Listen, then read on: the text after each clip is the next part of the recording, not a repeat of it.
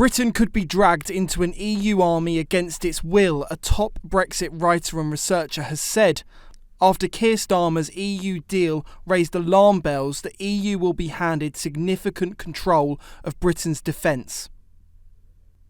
David Banks, the Brexit writer and researcher, said the cat was out the bag when EU President Ursula von der Leyen said this. I want to have a look at common understanding, which is basically the roadmap that we have agreed on to follow now after this summit. First, we have concluded our security and defence partnership. This will boost our cooperation in security and defence initiatives.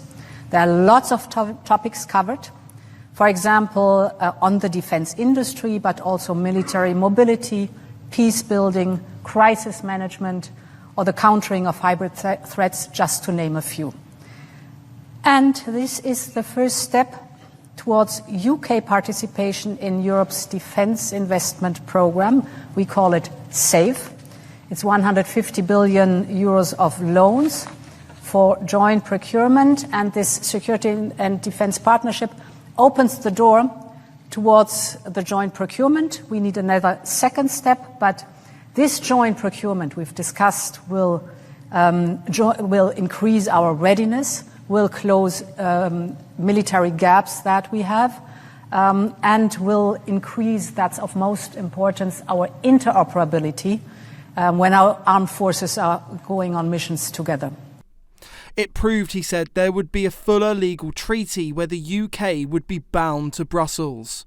Just towards the end of the press conference, she was asked about UK access to defence funds, which is what the UK government had been saying it was all about. Well, which is why we were going in, because it was something like 150 million or something. That's it, billion, yeah. Billion even. And it was all laid out. So the UK would be going into a much deeper deal, much more significant one, with a lot of legal commitments.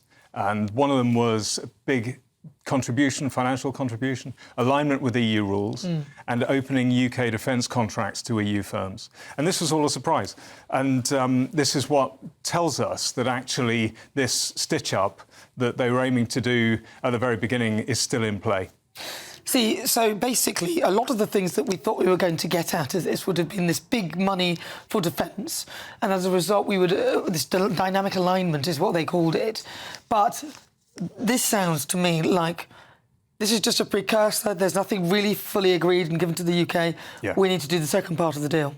That's it. Yeah, Monday was just a distraction. And they said it's a non-binding deal. There's no legal commitments. Well, what was the point of the huge fanfare for months and months if it was for a non-binding deal? But of course, unfortunately, this is the way that the EU operates. They put forward a very light arrangement, say there's nothing to worry about here, it's all harmless, and then the more significant commitments start to creep out later, and we've got to keep an eye on when it's coming. Now, what she said about the defence budget, does it mean that we in the UK will have to make contributions to the EU for this budget? Yes, it does. So the UK, probably via the Ministry of Defence, would be paying into EU defence coffers. And there are various ways in which to do that. The EU has several EU defence funds. It has one principal one called the EU Defence Fund, but it has several others as well. And SAFE, the Security Action for Europe, is a new one, which they've only just agreed the legal basis of, and they haven't put it together yet. But this is the one that was being described in the press conference. So these contributions, would they count towards the 2% of GDP that we pay for defence, or is this a separate thing? It probably would count towards the 2% of GDP for defence. Now, the problem with that... What about NATO? Exactly, yeah. It detracts from what the UK is doing under NATO. It detracts from UK domestic capability development and recruitment and everything else. We're putting so much of our defence budget, or we don't know how much yet, but we're going to be ring-fencing a part of it to be putting under the auspices and supervision of the EU institutions in Brussels. And what do we know about defence contracts? Because that's really what the appetizer was, that we would go into closer alignment because we're going to get all these contracts for defence, we'd have more money, so therefore we'd employ more people. This would be beneficial to the UK. So where are we with all of that? Well, the way that it's been described by what you might say Labour politicians by government spokespeople is that it was all a wonderful sort of pot of gold at the end of the rainbow. What we know actually from looking at the details of the EU rules is that if the UK were to participate, we'd number one have to pay in, as we mentioned, but also any UK participation would have to be on EU territory. After the deal, David wrote that as with its existing defence deal with Norway, Britain will be required to align its foreign, security and defence policies with the EU, effectively being told what its foreign policy will be rather than deciding for itself as a sovereign, independent, nuclear-armed nation. He said the UK will have to pay into the much-touted €150 billion defence fund, but its participation will be based on what benefits EU nations rather than Britain. As with other EU agreements, David said there will be lots of legal requirements, and within them will be ratcheting FX for the EU to wrangle more control of Britain's highly prized defence sector. The UK's increasing investment in EU defence schemes will mean it will be perpetually tied to the EU's direction of travel, he went on.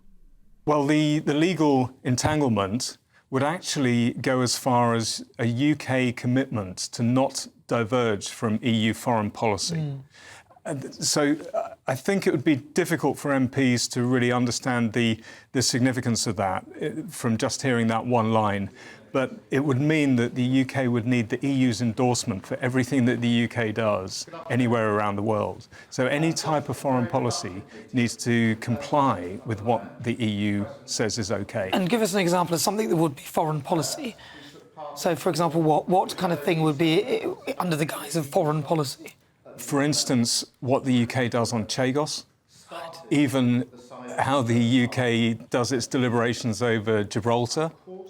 And these are really tied in with the current moment, and even any negotiation between the UK and EU would be a non-negotiation because we're already tied in with complying with what the EU wants us to do. The author fears the EU is trying to usurp NATO and the UK's close relationships with other countries. In its defence pact, to which the UK will be expected to sign, it demands intelligence sharing with the EU. But Britain has a special agreement with the US, Canada, Australia and New Zealand, known as the Five Eyes, which could be threatened. Jason Miller, a former Trump advisor, said Donald Trump was no fan of the EU and wouldn't welcome these plans. What's different with the EU on the negotiation, of course, this is the reason why Brexit happened and you guys got out of that terrible multilateral agreement, is because you effectively have the technocrats in Brussels who are making all the decisions. Completely strips away all the sovereignty. So where, say, with the US and the UK, you can have the Prime Minister and the President get together and work out a specific deal. But when you have these multilateral arrangements, such as the EU, well, then how do you're not negotiating with a President or a Prime Minister directly. It's all going through these unaccountable. By the way, no one elects those people in Brussels, the suits that are there, the bureaucrats and the technocrats.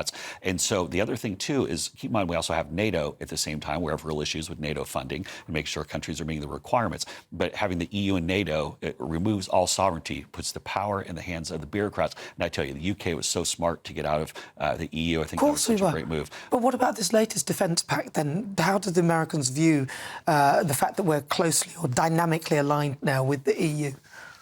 Well, with regard to we've just signed a treaty, a sort of a defence pact type thing, which aligns us with the EU in certain elements of our trade and other things. Right. Well, there's still, I mean, that's ultimately who you have to do the agreements with, because in most of the cases, getting away from the individual countries. But we have to make sure that that NATO is strong. We have to make sure that countries are living up to their obligations. The EU's defence pact comes after the continent decided it would pursue strategic autonomy, what it calls the ability for act for itself, to speak the language of power, rather than relying on the US, the UK or NATO.